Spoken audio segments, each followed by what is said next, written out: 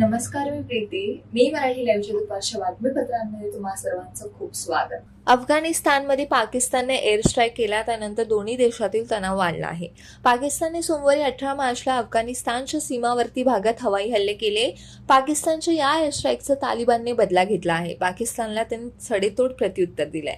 तालिबानी सैन्याने पाकिस्तानच्या सैन्य चौक्यांना लक्ष्य केलं, जोरदार बॉम्बफेक आणि गोळीबार केला. पाकिस्तान अफगाणिस्तान सीमेवर डुरन लाईन बुरकीमध्ये तालिबानी सैन्याने गोळीबार आणि बॉम्बफेक केला. या 3 पाकिस्तानी सैनिक जखमी झाल्याचा अंदाज आहे. अभिनेता रणवीर शौरीने निर्माते दिग्दर्शक महेश भट यांच्यावर गंभीर आरोप केले आहेत.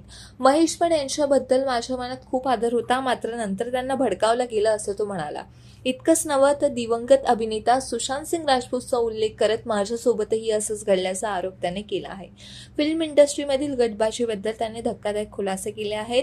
ऑफ द रेकॉर्ड प्रत्येक जण या गोष्टीला स्वीकारेल असंही तो म्हणाला. रणवीरने आतापर्यंत खोसला का घोसला, एक था टायगर, टायगर 3, कडवी हवा, भेजा फ्राय यांसारख्या चित्रपटांमध्ये काम केलंय. एकेकाळी तो महेश भट यांची मुलगी पूजा भटला डेट करत होता. लोकसभा निवडणुकीत बारामतीमधील पवार कुटुंबामधील लढतीची चर्चा रंगली आहे. शरद पवार यांची मुलगी सुप्रिया सुळे आणि अजित पवार यांची पत्नी सुनेत्रा पवार यांच्यात लढत होणार आहे. या लढतीमध्ये अजित पवार यांचे सख्खे भाऊ श्रीनिवास पवार यांनीही अजित पवार यांच्यावर तुफान हल्ला केला आहे. त्यांनी काठीवाडीत बोलताना अजित पवार यांच्यावर टीका केली होती. या टीकेवर अजित पवार यांच्या राष्ट्रवादी काँग्रेसमधील नेते छगन भुजबळ यांनी मार्मिक उत्तर दिलं आहे. त्यांनी एका अर्थाने श्रीनिवास पवार यांना सल्ला दिला आहे.